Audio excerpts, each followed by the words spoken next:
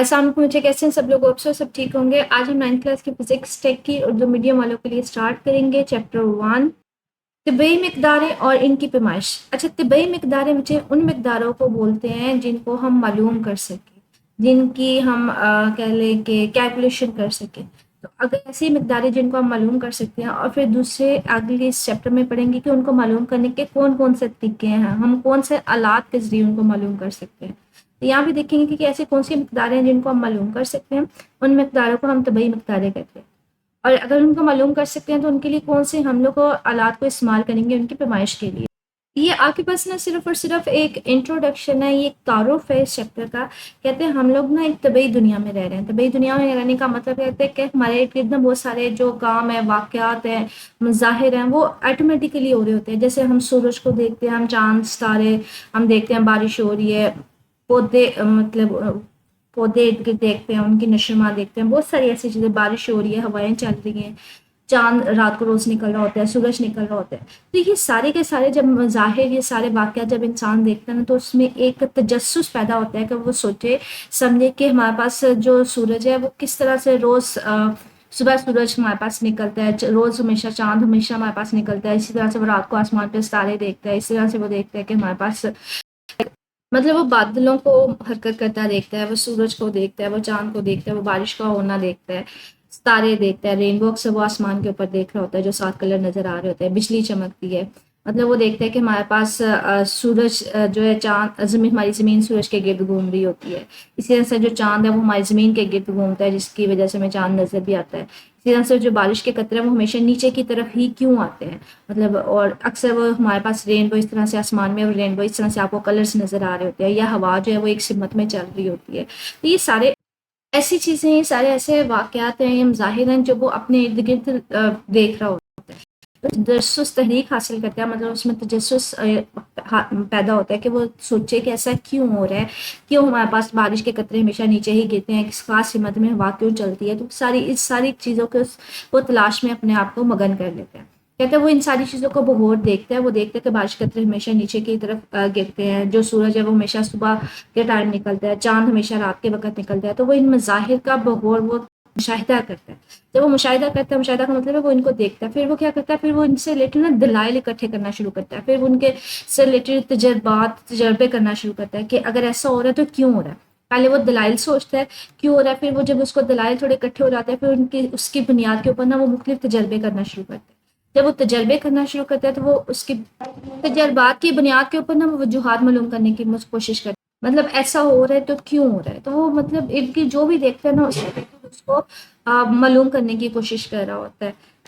تو ایسا علم جس میں وہ پہلے چیزوں کا مشاہدہ کرتا ہے، دیکھتا ہے، پھر اس سے ریلیٹڈ دلائل اکٹھے کرتا ہے، اور پھر تجربات کرتا ہے، اس سب کو ہم، اس علم کو ہم نام دیتے ہیں سائنس کا۔ تو یہ سائنس کی تعریف ہے کہ ایسا علم جو مشاہدات، دلائل اور تجربات کی بنیاد پر حاصل کیا ہوتا ہے، اس کو نام دیتے ہیں سائنس، اس کو سائنس کہلاتا ہے۔ کہتے ہیں ہماری زندگی میں ہر زندگی کا تقریباً ہر عمل جو ہے وہ سائنس سے ہی اس کا تعلق ہے۔ ہم لوگ اب روز کوئی نہ کوئی نئی چیز دیکھتے ہیں، مشاہدہ کرتے ہیں، پھر ہم تجربات کی روشنی میں اسے نئی دریافتیں کرنے کی کوشش کر رہے ہوتے ہیں، اور بہت ساری ہماری زندگی میں ایسی چیزیں، ایسی طبعی مقداریں ہیں جن کی پیمائش کر رہے ہوتے ہیں۔ اب کہتے ہیں ان طبعی مقداروں کی پیمائش کے لیے ہم لوگ کچھ آلات بھی استعمال کر رہے ہوتے ہیں، تو ہم چاہ رہے ہوتے ہیں کہ دن بہ دن نئے آلات استعمال کریں، یا نئے آلات بنائیں تاکہ آپ کے پاس جو پیمائش ہو رہی ہے وہ اچھی ہو سکے۔ کیونکہ بچے ہم لوگ جب بھی کوئی تجربہ کرتے ہیں تو ہم لوگ کوئی کیلکولیشن کرتے ہیں، ہم لوگ کوئی کہہ لیں کہ نیومیریکل ویلیوز فائنڈ آؤٹ کر رہے ہوتے ہیں۔ مطلب جب بھی ہم کوئی عملی تجربہ کرتے ہیں، جب کوئی لیب میں جا کے کوئی تجربہ کرتے ہیں نا، تو اس تجربہ کا صحیح ہونا یا نہ ہونا اس کے نتائج کے اوپر ہوتا ہے، اور نتائج میں کیا ہوتا ہے، ہم کوئی پیمائش کر رہے ہوتے ہیں، مطلب کچھ طبعی مقداریں ہوتی ہیں، جیسے ہم لوگ کوئی ٹائم نوٹ کر رہے ہوتے ہیں، ہم کسی چیز کی لینتھ معلوم کر رہے ہیں، مطلب یہ کوئی ایک راڈ ہے یا کوئی چیز ہے، اس کی میں نے لمبائی معلوم کرنی ہے، ٹھیک ہے۔ اسی طرح سے اگر میں ٹائم نوٹ کر رہی ہوں تو اس کے لیے گھڑی میں استعمال کرتی ہوں۔ تو آپ کچھ نہ کچھ مقداریں معلوم کر رہے ہوتے ہیں، طبعی مقداروں کو پیمائش کر رہے ہوتے ہیں۔ اب اگر میں نے ان کی پیمائش کرنی ہے، میں نے کسی کام کے ہونے کا میں نے وقت نوٹ کرنا ہے، تو مجھے ایسی گھڑی استعمال کرنی چاہیے جو صحیح ہو۔ تو ہمیں کیا کرنا پڑتا ہے، ہمیں نئے سے نئے آلات کو بہتر بنانے کی ضرورت ہے، ٹھیک ہے۔ تو کہتے ہیں اس باب میں ہم لوگ پڑھیں گے کہ طبعی مقداریں ہیں کون سی، ٹھیک ہے، ان کو پیمائش کس طرح سے کیا جاتا ہے، مطلب کون سے آلات اس کے لیے استعمال کیے جاتے ہیں، تو وہ سارا اس میں پڑھیں گے. تو اس سارے میں پورے پیسج میں آپ نے ایسا کچھ نہیں یاد کرنا، صرف اور صرف آپ نے اس میں سائنس کی تعریف کرنی ہے یہاں سے لے کے یہاں تک. باقی وہ صرف بتا رہا ہے کہ ہم اپنے ارد گرد مختلف چیزوں کو، مختلف مظاہر کو، مختلف واقعات کو دیکھتے ہیں، پھر ہم ان کے بارے میں سوچتے ہیں، پھر دلائل اکٹھے کرتے ہیں، پھر تجربے کرنے کی کوشش کرتے ہیں. اور جب تجربے کرتے ہیں تو ہمیں مختلف طبعی چیزوں کو، مقداروں کو پیمائش کرنے کی ضرورت پڑتی ہے. اس کے لیے ہمیں آلات استعمال کرنے چاہیے. تو وہ صرف ایک تعارف ہے، وہ نہیں کرنا، آپ نے صرف اور صرف سائنس کی تعریف کرنی ہے. اب آگے ہے کہ فزکس کا دائرہ کار، اسکوپ آف فزکس. فزکس کہاں پہ ضروری ہے، یا اس کا اسکوپ کیا ہے، یہ کہاں پہ اس کی اہمیت زیادہ ہے، کن چیزوں میں اس کی اہمیت ہمیں نظر آتی ہے، وہ سارا اس سے بتائیں گے. ٹھیک ہے، کہتے ہیں سب سے پہلے فزکس سے دائرہ کار کی اگر ہم بات کریں کہ اس کی اہمیت کیا ہے، کہتے ہیں یہ ایک بالکل بنیادی سائنس ہے، یہ بالکل بیسک سائنس ہے. باقی کافی زیادہ چیزیں جو ہے نا اس کے اوپر بنیاد رکھی گئی ہے. کہتے ہیں مثال کے طور پہ کائنات کے مختلف اجزاء کا مطالعہ سے، مطلب اس میں کائنات کے چھوٹی سے چھوٹی چیز سے لے کے بڑی سے بڑی چیز تک کا ہم مطالعہ کرتے ہیں. کہتے ہیں اگر سائنس کو، فزکس کو تعریف کی جائے نا، فزکس ہم کہتے ہیں ایسی سائنس ہے جس میں ہم مادہ بچے کسی بھی ایسی چیز کو کہتے ہیں جو کوئی نہ کوئی میس ہوتا ہے، کوئی نہ کوئی جگہ گھیرتی ہے. فار ایگزامپل میں کہتی ہوں کہ میرے پاس یہ ایک بال ہے، ٹھیک ہے، اس کا میس ہے تو اس نے کوئی جگہ بھی آکوپائی کی ہوئی ہے، تو یہ مادہ. میرے پاس ایک لکڑی ہے، اس کا کوئی نہ کوئی میس بھی ہوگا، اس نے کوئی نہ کوئی جگہ بھی گھیری ہوگی، تو یہ ہم کہتے ہیں مطلب کوئی نہ کوئی جگہ بھی اس نے گھیری ہو اور اس کا کوئی میس بھی ہو، تو اس کو مادہ بولتے ہیں. کہتے ہیں فزکس ایک ایسی سائنس ہے جس میں ہم مادہ، انرجی ہوتا ہے کہ آپ کے کام کرنے کی کوئی نہ کوئی صلاحیت ہوتی ہے. انرجی میرے اندر ہوگی تو میں چل پھر بھی سکتی ہوں، تو کام کرنے کی صلاحیت کو بیسیکلی بولتے ہیں. خلا بچے اسپیس کو بولتے ہیں. اسپیس اگر ہم بات کریں کہ جو ہمارے پاس لائک ہم لوگ نا ایکس ایکسس وائی ایکسس لیتے ہیں. ہماری جو دنیا ہے نا یوزلی ہم لوگ اس میں کیا لیتے ہیں، ایکس ایکسس اور وائی ایکسس لیتے ہیں، مطلب دو ایکسس، دو ڈائمینشنس لیتے ہیں. اگر میں ایکس ایکسس وائی ایکسس کے ساتھ ایک تیسرا ایکسس میں ملا دوں، زی ایکسس بھی لے لوں، تو پھر ہم اس کو نام دیتے ہیں خلا کا، اس کو نام دیتے ہیں اسپیس کا. انگلش میں اسپیس کہتے ہیں، اردو میں خلا کہتے ہیں. مطلب تینوں ایکسس ہم شامل کر لیں تو وہ ہمارے پاس ہو جاتی ہے خلا. اور وقت ٹائم کتنا گزرا ہے، کتنے ٹائم میں، اور ان کا آپس میں، ان سب کا آپس میں کیا تعلق ہے، اس کو ہم نام دیتے ہیں فزکس کا. فزکس میں ہم کیا پڑھتے ہیں، ایک ایسی سائنس ہے جس میں ہم کس کو پڑھتے ہیں، مادہ کو پڑھتے ہیں، انرجی کو پڑھتے ہیں، خلا کو. خلا کا مطلب ہوتا ہے بچے جس کے تینوں ایکسس ہو، مطلب اس کی لمبائی بھی ہو، اس کی چوڑائی بھی ہو، مطلب لمبائی بھی ہو، اونچائی بھی اس کو بولا جا سکتا ہے، لمبائی بھی ہو اور چوڑائی بھی ہو. ٹھیک ہے، مطلب اسپیس جس میں تینوں ایکسس انوالو ہوں، تینوں ایکسس شامل ہو، ایکس ایکسس بھی ہو، وائی ایکسس بھی ہو، زی ایکسس بھی ہو، اور وقت، اور ان سب کا آپس میں جو تعلق ہے اس کو شامل کیا جاتا ہے. ٹھیک ہے، کہتے ہیں اس سائنس میں ہم معلوم کرنے کی کوشش کرتے ہیں جو چھوٹے سے چھوٹا ایٹم، چھوٹے سے چھوٹا ایٹم یا ایٹم سے بھی چھوٹے ذرات جس میں الیکٹران، پروٹون، نیوٹرانس وغیرہ، ان سے لے کے بڑی سے بڑی گلیکسیز تک کائنات میں کس طرح سے عمل کر رہی ہیں، کس طرح سے حرکت کر رہی ہیں. لائک نا مطلب فزکس میں ہم لوگ پہلے سب اٹامک پارٹیکل، الیکٹران سے، پھر سب اٹامک پارٹیکل، پھر ایٹمس، پھر ایٹم سے مالیکولس، مالیکول سے ہیوی مالیکولس، پھر ہمارے پاس ایٹمس میں ہم لوگ اس کیس میں جاتے ہیں، پھر ہم ستاروں کی طرف، سیاروں کی طرف، پھر ہم گلیکسیز میں ہوتے ہیں بہت سارے ستارے جو ہوتے ہیں وہ اکٹھے ہوتے ہیں. تو ہم چھوٹے سے لیول سے لے کے بہت بڑے گلیکسیز کے لیول تک ہم لوگ نا پڑھ رہے ہوتے ہیں. مطلب اس میں ہم لوگ پہلے ایٹمس پہ پڑھتے ہیں، پھر مالیکول، پھر سیلز، پھر پلانٹس، پھر اسٹارس، پھر گلیکسیز والے سائڈ پہ، پھر یونیورس والے سائڈ پہ چلے جاتے ہیں. مطلب چھوٹے سے چھوٹے لیول سے لے کے ہم ہائیسٹ بڑے لیول پہ جا رہے ہوتے ہیں. ٹھیک ہے، کہتے ہیں ابھی ہم لوگ 9th کلاس میں نا، ابھی اس کتاب میں ہم لوگ کیا پڑھیں گے، ہم لوگ مادے کے بارے میں پڑھیں گے، ہم لوگ انرجی کے بارے میں پڑھیں گے، اور آپس میں ان دونوں کا تعلق کیا ہے، صرف ان دو کے بارے میں پڑھیں گے. اگلی کلاسز میں ہم لوگ کیا کریں گے، اگلی کلاسز میں جا کے ہم لوگ لا اور وقت کے بارے میں ڈیٹیل سے پڑھیں گے. کہتے ہیں اگلی کلاسز میں جا کے ہم وقت کے تصور کو زیادہ وضاحت کے ساتھ پڑھیں گے. تو ہم اس کلاس میں صرف اور صرف کس کو پڑھیں گے، مادے کو، انرجی کو، اور ان کے آپس میں تعلق کو. کہتے ہیں باقی اگلی کلاسز میں پڑھیں گے، خلا کے بارے میں، وقت کے بارے میں، یہ سب اگلی کلاسز میں جا کے پڑھنا ہے. کہتے ہیں یہاں پہ جو خلا ہے، یہ وقت ہے، یہ بیسیکلی ہمیں کیا بتا رہا ہوتا ہے، یہ ہمیں بتا رہے ہوتے ہیں کہ کسی فورس کے ذریعے سے کوئی اگر کام ہو رہا ہے، کوئی واقعہ ہو رہا ہے، تو وہ اس کی پوزیشن کیا ہے اور کتنے ٹائم میں، کتنے حرکات میں اس کا بیان کرنے کا ڈھانچہ مہیا کرتے ہیں. مطلب اگر کوئی وہاں پہ کوئی کام ہو رہا ہے، کوئی واقعہ ہو رہا ہے، تو وہ کس جگہ پہ ہو رہا ہے اور کس وقت میں ہو رہا ہے. تو یہاں پہ بیسیکلی اسی چیز کو بتاتا ہے. تو کہتے ہیں وقت جو ہوتا ہے واقعات کے تسلسل اور دورانیے کی پیمائش کرتا ہے. مطلب یہ بتاتا ہے کہ کس وقت میں ہو رہا ہے، کتنے عرصے کے لیے، کتنے دورانیے کے لیے اکر کر رہا ہوتا ہے. تو یہ چوتھی جہت، مطلب چوتھی ہم اس کو کہہ لیں کہ ہمارے پاس چوتھا ایکسس اس کو مانا جاتا ہے. جیسے ہم لوگ پہلے پڑھتے ہیں نا ایکس ایکسس، وائی ایکسس اور زی ایکسس. کہتے ہیں جو ٹائم ہوتا ہے، وقت ہوتا ہے نا، اس کو چوتھا ایکسس مانا جاتا ہے. کہتے ہیں مثال کے طور پر اگر میں اس کو تھوڑا سا آپ کو وضاحت کروں، مثال کے طور پہ بچے یہ اگر میں صرف ایک ایکسس لیتی ہوں، ایکس ایکسس لیتی ہوں تو یہ زمین کے اوپر کھڑا ہے. اگر میں وائی ایکسس پہ لے لیتی ہوں تو یہ زمین کے پاس کھڑا ہے.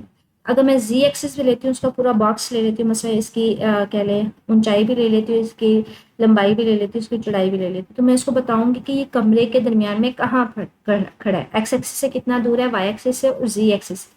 اور اگر میں وقت بھی بتا دوں کہ کس وقت میں یہ اس کے اندر ہے، مطلب جیسے یہ نا بندہ یہاں پہ ایک روم کے اندر بیٹھا ہوا ہے تو مجھے یہ بتانا پڑے گا کہ روم میں کس جگہ پہ ہے، کتنا دیوار کے پاس ہے، کتنا وہ زمین کے پاس ہے، مطلب کتنی وہ اونچائی پہ ہے، کتنا ایکس ایکسس سے دور ہے، کتنا وائی ایکسس سے دور ہے، کتنا زی ایکسس سے دور ہے، مطلب روم کے کس کارنر میں اور کس ٹائم پہ یہ بیٹھا ہوا ہے. تو مجھے تینوں چیزیں بتانی پڑیں گی. تینوں چیزیں جب میں بتا دیتی ہوں تو مجھے بتا رہی ہوتی ہے اس کی پوزیشن، مطلب بھی بتا رہا ہوتا ہے اور اس کا وقت بھی بتا رہا ہوتا ہے. تو اس کو ہم لوگ کہتے ہیں چوتھے ایکسس کے طور پہ لیا جاتا ہے. کیوں؟ کیونکہ یہ آپ کو دو چیزیں بتا رہی ہوتی ہے. یہ چاروں ایکسس مل کے نا آپ کو X Y axis, X Y اور زی ایکسس مل کے آپ کو کیا بتاتے ہیں، اس کی پوزیشن اور وقت کیا بتا رہا ہوتا ہے، اس کا دورانیہ بتا رہا ہوتا ہے، ٹائم بتا رہا ہوتا ہے کہ اگر وہ روم کے اندر بیٹھا ہے تو کس ٹائم پہ، کتنے ٹائم کے لیے بیٹھا ہوا ہے. تو کہتے ہیں یہ چوتھا ایکسس مانا جاتا ہے اور یہ کمپلیٹ اس کو بتانے کے لیے ہم اس کو استعمال کرتے ہیں. اسی طرح سے کہتے ہیں مثال کے طور کہتے ہیں اگر ہم لوگ پینڈولم کی مثال لینا، پینڈولم میں پتہ کیا ہوتا ہے، ایک دھاگا لیا جاتا ہے، دھاگے کے ساتھ میں ایک چھوٹا سا میس اٹیچ کر دیا جاتا ہے، اس کو بولتے ہیں پینڈولم. ایک دھاگے کے ساتھ ایک چھوٹا سا میس اٹیچ کر دیتے ہیں، اس کو یہ بوب بولتے ہیں، ٹھیک ہے انگلش میں. یہ اوور آل دھاگا اور یہ چھوٹا سا میس ہوتا ہے نا، اس کو پینڈولم بولتے ہیں. پینڈولم کو اٹھا کے نا یہاں سے یہاں پہ میں اس کو اٹھا کے یہاں پہ لے جاتی ہوں اور یہاں پہ لے جا کے میں پینڈولم کو کیا کر دیتی ہوں، چھوڑ دیتی ہوں. جیسے میں چھوڑوں گی تو یہ کیا کرنا شروع ہو جائے گا، یہ موو کرنا شروع ہو جائے گا. اب یہ یہاں سے جائے گا یہاں پہ پھر واپس آئے گا، تو ہم کہتے ہیں اس کی ایک کمپلیٹ اوسیلیشن کمپلیٹ ہو جائے گی، ایک کمپلیٹ کہہ لیں اس کا جو ہے حرکت کمپلیٹ ہو جائے گی. اب اس کو یہاں تک آنے میں اور یہاں سے واپس آنے میں کتنا ٹائم لگا، اس کو ہم کہتے ہیں، اس کو ہم وقت کو نوٹ کریں گے. تو کہتے ہیں اس کی فریکوینسی معلوم کی جاتی ہے. مطلب فریکوینسی ہوتی کیا ہے، فریکوینسی ہوتی ہے کتنے ٹائم میں وہ یہاں سے یہاں پہ گیا اور پھر واپس آیا، number of oscillations in 1 second, کہ ایک سیکنڈ میں کتنی دفعہ اس نے حرکت کی، وہ اس کی فریکوینسی ہوتی ہے. تو اس میں اس کا مطلب ہے ہم وقت نوٹ کریں گے. ٹھیک ہے، جتنی اس کا فریکوینسی زیادہ ہوگی، جتنی دفعہ وہ آگے پیچھے زیادہ جائے گا تو وہ ہمارے پاس اس کی فریکوینسی اتنی زیادہ ہوگی. یہ وقت یہاں پہ ہمیں معلوم کرنا پڑتا ہے. یہ دیکھیں اسی چیز کو بتایا ہو کہ یہ دھاگا لیا تھا ہم نے، اس کے ساتھ ایک چھوٹا سا میس اٹیچ کر دیا ہم نے، اس کو اٹھا کے یہاں پہ لے کے گئے، یہاں پہ لے جا کے جب اس کو چھوڑیں گے تو وہ آگے پیچھے موو کرنا شروع ہو جائے گا. پہلے یہ ادھر جائے گا پھر یہ ادھر جائے گا. تو یہ جو آگے پیچھے جا رہا ہوتا ہے یہ اس کی ارتعاشی حرکت ہوتی ہے، مطلب اس کی آگے پیچھے والی حرکت ہوتی ہے. اب اس کی حرکت کو جانے میں اور واپس آنے میں کتنا وقت لگا وہ ہم لوگ نوٹ کر رہے ہوتے ہیں. تو ہمیں وقت کی اکثر نوٹ کرنے کی مطلب ہمیں اکثر وقت کو نوٹ کرنا پڑتا ہے. کہتے ہیں ایک اور مثال ہے جس میں وقت جو ہوتا ہے نا وہ لمبا ہو جاتا ہے. ٹھیک ہے، دورانیہ، وقت کا جو دورانیہ ہے وہ تھوڑا لمبا ہو جاتا ہے، جس کو ٹائم ڈائلیشن کہتے ہیں. ٹائم ڈائلیشن ہمارے پاس کیا کب آتا ہے، کہتے ہیں یہ ہمارے پاس ایک کنسیپٹ ہے جس کو ہم لوگ اسپیشل تھیوری آف ریلیٹیوٹی کہتے ہیں. اب اسپیشل تھیوری آف ریلیٹیوٹی ہے کیا، اس کو پڑھتے ہیں. کہتے ہیں ہمارے پاس مجھے پتہ کیا ہوتا ہے، اگر کوئی آبجیکٹ جو ہے بڑی زیادہ ہائی اسپیڈ کے ساتھ موو کرے، ابھی تک جو اسپیڈ ہے نا، اسپیڈ آف لائٹ، اس کو سی سے لکھتے ہیں. لائٹ کی جو اسپیڈ ہے وہ ابھی تک سب سے زیادہ ہے، وہ کتنی ہے، 3 ملٹیپلائڈ بائی 10⁸ میٹر پر سیکنڈ. ابھی تک اسپیڈ آف لائٹ سب سے، لائٹ کی جو اسپیڈ ہے وہ سب سے زیادہ ہے. کوئی بھی آبجیکٹ اتنی زیادہ ہائی اسپیڈ کے ساتھ موو نہیں کر سکتا. اگر کوئی آبجیکٹ جو ہے نا اسپیڈ کے پاس پاس یا بہت زیادہ ہائی اسپیڈ کے ساتھ، اس سے زیادہ نہیں موو کر سکتا، اس کے پاس پاس یا بہت زیادہ ہائی اسپیڈ کے ساتھ موو کرے، تو وہاں پہ ہم کہتے ہیں ہمارے پاس اسپیشل تھیوری آف ریلیٹیوٹی اس کو بولا جاتا ہے. اسپیشل تھیوری آف ریلیٹیوٹی کب آتی ہے، جب کوئی آبجیکٹ بہت زیادہ ہائی اسپیڈ کے ساتھ موو کرتا ہے. میکسیمم جو لائٹ ہے اسپیڈ ہے وہ اسپیڈ آف لائٹ ہی ہے، کوئی آبجیکٹ اس سے زیادہ ہائی اسپیڈ کے ساتھ موو نہیں کر سکتا. لیکن کوئی آبجیکٹ جو ہے وہ اگر اسپیڈ کے پاس پاس یا بہت زیادہ ہائی اسپیڈ کے ساتھ موو کرتا ہے تو ہم کہتے ہیں وہاں پہ ٹائم ڈائلیشن کا کنسیپٹ آتا ہے، مطلب ٹائم جو ہے وہ لمبا ہو جاتا ہے. کہتے ہیں اس کو مثال کے ذریعے ہم ظاہر کرتے ہیں. یہ ٹائم ڈائلیشن کا کنسیپٹ ہمارے پاس ہے. کہتے ہیں سپوز کریں کہ ایک بچی ہے جو زمین پہ کھڑی ہے، اب اس کے پاس ایک گھڑی ہے، گھڑی کے ابھی نا وہ ٹائم اس کا سٹارٹ نہیں ہوا. یہاں پہ ایک بچی ہے جو اسپیس شپ پہ بیٹھی ہوئی ہے، ٹھیک ہے، جہاز پہ بیٹھی ہے، ابھی اسپیس شپ جو ہے وہ بھی موو نہیں کر رہا، یہ دونوں ریسٹ میں ہیں، تو اس کی گھڑی بھی زیرو پہ. کہتے ہیں ان دونوں کی گھڑی سیم چلے گی. کہتے ہیں اگر یہ اسپیس شپ موو کرنا شروع ہو جائے بہت زیادہ ہائی اسپیڈ کے ساتھ، زمین پہ وہ کھڑی ہے، زمین تو موو نہیں کر رہی، یہ بہت زیادہ ہائی اسپیڈ کے ساتھ موو آن کرنا شروع ہو جائے، جب یہ پورا چکر لگا کے واپس آئے گی تو اس کی گھڑی جو ہے نا کافی آگے گزر چکی ہوگی. مطلب یہ والی جو ہے نا یہ ایجڈ ہو چکی ہوگی، اس کا ٹائم کافی گزر چکا ہوگا. لیکن جو اسپیس شپ کے اندر ہوگی وہ اس کا ٹائم زیادہ سلو گزر رہا ہوگا، وہ اتنا کم آہستہ آہستہ گزر رہا ہوگا. تو ہم کہتے ہیں اس کا ٹائم لمبا ہو جاتا ہے. وہ بھی ینگ ہی ہوتی ہے، وہ زیادہ ایج اس کی نہیں ہوتی، کیونکہ اس کا ٹائم جو ہے وہ بہت سلو گزر رہا ہوتا ہے. لیکن اس کا ٹائم بہت زیادہ اسپیڈ کے ساتھ گزرنا شروع ہو جاتا ہے. تو یہاں پہ یہ ہوتا ہے ٹائم ڈائلیشن کہ اگر آپ بہت زیادہ ہائی اسپیڈ کے ساتھ موو کرنا شروع ہو جائے، بچے اگر اسپیس شپ موو کر رہا ہے تو یہ بچی بھی تو موو کر رہی ہے، گھڑی بھی تو موو کر رہی ہے. اگر آپ بہت زیادہ ہائی اسپیڈ کے ساتھ موو آن کرنا شروع ہو جائیں تو آپ کا جو ٹائم ہے وہ لمبا ہونا شروع ہو جائے گا، وہ آہستہ گزرے گا، ٹھیک ہے. تو اس کو ہم نام دیتے ہیں ٹائم ڈیوریشن، ٹائم ڈائلیشن کا، یا پھر وقت کا دورانیہ. کہتے ہیں یہ ہمارے پاس کیا ہے، اگر آپ ساکن چیز کے مقابلے میں ہائی اسپیڈ کے ساتھ حرکت کرنا شروع ہو جائیں گے تو آپ کا وقت آہستہ گزرتا ہے. اسی کو ہم نام دیتے ہیں اسپیشل تھیوری آف ریلیٹیوٹی کا.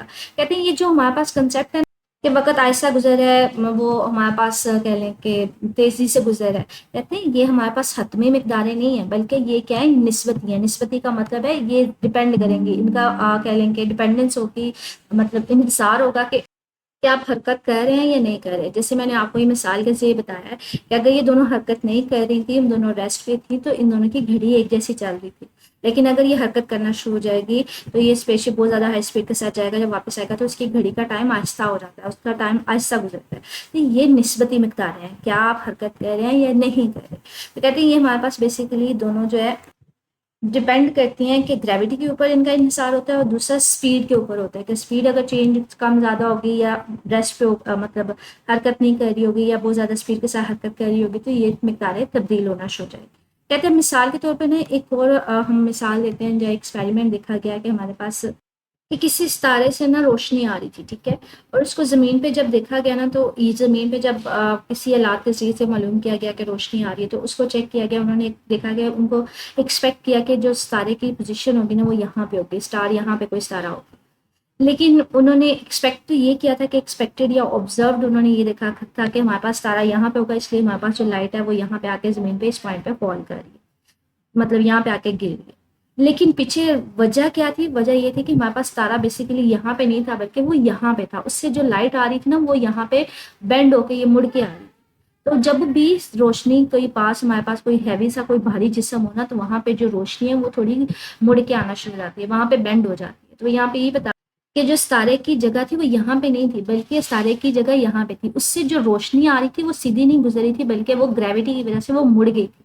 کہ اگر یہاں پہ کوئی بھاری جسم تھا تو ستارے کی روشنی جو گریوٹی کی وجہ سے مڑ کے اس لیے وہ زمین کے اوپر آ رہی تھی. تو کہتے ہیں یہاں پہ جو ستارے سے روشنی آ رہی تھی وہ باری اجسام کے پاس سے گزر رہی تھی.